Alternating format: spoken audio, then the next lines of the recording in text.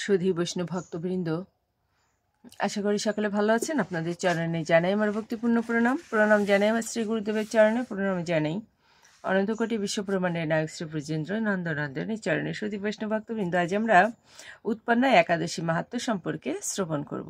তো আসুন আমরা শ্রবণ করি। উৎপন্না একাদশী। অর্জুন বললেন, হে দেব, অগ্রহায়ণের পুণ্যপ্রদায়ী কৃষ্ণপক্ষের একাদশীকে কেন উৎপন্না বলা হয় এবং কি জন্যই বা এই একাদশীর পরম পবিত্র ও দেবতাদেরও প্রিয় তা জানতে ইচ্ছা করি। আপনি কৃপা করে আমাকে তা বলুন। শ্রী ভগবান বললেন, হে পৃথাপুত্র, পূর্বে সত্যযুগে মূর নামে এক দানব ছিল। অদ্ভুত আকৃতি বিশিষ্ট সেই দানবের স্বভাব ছিল অত্যন্ত গোপন। সে দেবতাদেরও ভীতিপ্রদ ছিল। যুদ্ধে দেবতাদের এমনকি স্বর্গরাজ ইন্দ্রকে পর্যন্ত পরাজিত করে স্বর্গ থেকে বিতাড়িত করেছিল। এইভাবে দেবতারা পৃথিবীতে বিচরণ করতে বাধ্য হয়েছিল।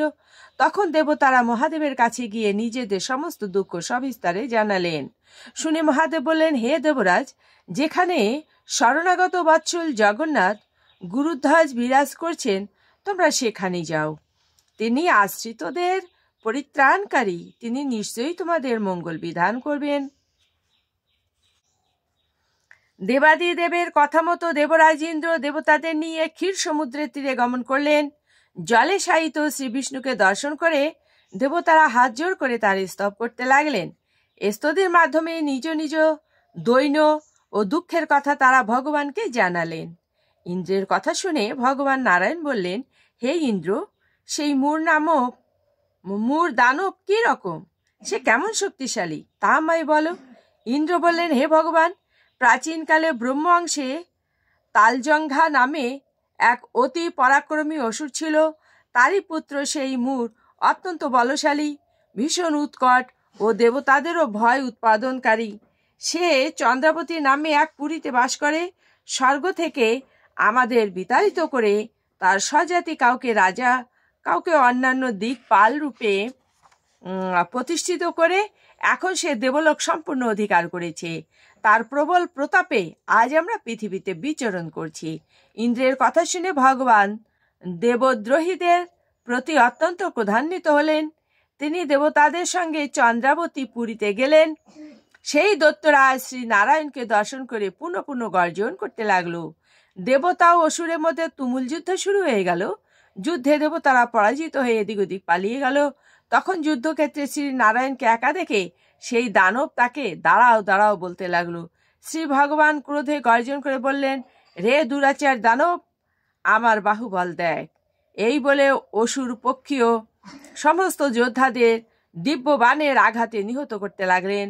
তখন তারা প্রাণ ভয়ে নানা দিকে পালাতে লাগলো। সেই সময় নারায়ণ দৈত্য সৈন্যদের মধ্যে সুদর্শন চক্র নিক্ষেপ করলেন।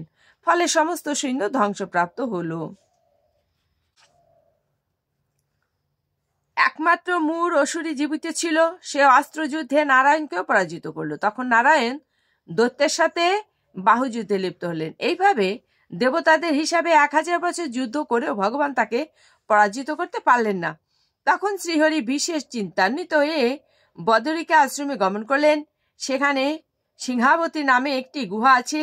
এই গুহাটি একদ্বার বিশিষ্ট এবং 12 যোজন অর্থাৎ 86 মাইল বিস্তৃত। ভগবান বিষ্ণু সেই গুহার মধ্যে শয়ন করলেন। সেই দৈত্য তার পিছন পিছন ধাবিত হয়ে গুহার ভিতরে প্রবেশ করলো। সে বিষ্ণুকে নিদ্রিত বুঝতে পারল।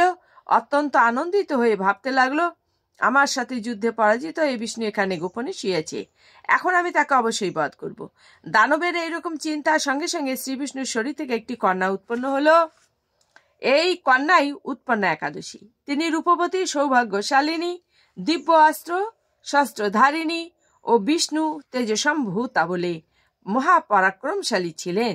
দৈত্যরাজ সেই স্ত্রী রূপিণী দেবীর সাথে তুমুল যুদ্ধ শুরু করলো। কিছুকাল যুদ্ধের পর দেবীর দিব্য তেজে অসুর বশীভূত হয়ে গেল। তারপর বিষ্ণু জেগে উঠে সেই বশীভূত দানবকে দেখে বিস্মিত হলেন। এক দিব্য কন্যাকে তার পাশে হাত জোড় করে দাঁড়িয়ে থাকতে দেখলেন। বিষ্ণু বললেন, হে মহাপরাক্রান্ত উগ্রমূর্তি, এই মূর দানবকে কে বধ করলো? যিনি একে হত্যা করেছে তিনি নিশ্চয়ই প্রশংসনীয় কর্ম করেছে। সেই কন্যা বললেন, হে প্রভু, আমি আপনার শরীর থেকে উৎপন্ন হয়েছি। আপনি যখন ঘুমিয়েছিলেন তখন এই দানব আপনাকে বধ করতে চেয়েছিল, তা দেখে আমি তাকে বধ করেছি। আপনাদের কৃপাতেই আমি তাকে বধ করতে পেরেছি।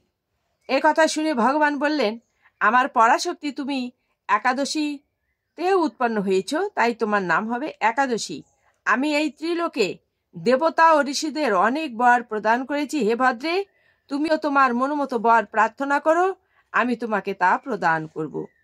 একাদশী বললেন, হে দেবেশ, ত্রিভুবনে সর্বত্র আপনার কৃপায় সর্ববিঘ্ন নাশিনী ও সর্বদায়িনী রূপে যেন পরম পূজ্য হতে পারি, এই বিধান করুন। আপনার প্রতি ভক্তিবশত যারা শ্রদ্ধা সহকারে আমার ব্রত উপবাস করবে, তাদের সর্বসিদ্ধি লাভ হবে, এই বর প্রদান করুন। বিষ্ণু বললেন, হে কল্যাণী, তাই হোক। উৎপন্না নামে প্রসিদ্ধ তোমার ব্রত পালনকারীর সমস্ত ইচ্ছা পূর্ণ হবে। তুমি তাদের সকল মনোবাসনা পূর্ণ করবে, এতে কোনো সন্দেহ নেই। তোমাকে আমার শক্তি বলে মনে করি, তাই তোমার ব্রত পালনকারী সকলে আমারই পূজা করবে। এর ফলে তারা মুক্তি লাভ করবে। তুমি হরিপ্রিয়া নামে জগতে বিখ্যাত হবে। তুমি ব্রত পালনকারীর শত্রু বিনাশ, পরম গতি দান এবং সর্বসিদ্ধি প্রদান করতে সমর্থ হবে। ভগবান বিষ্ণু এইভাবে উৎপন্না একাদশীকে বরদান করে অন্তর্হিত হলেন।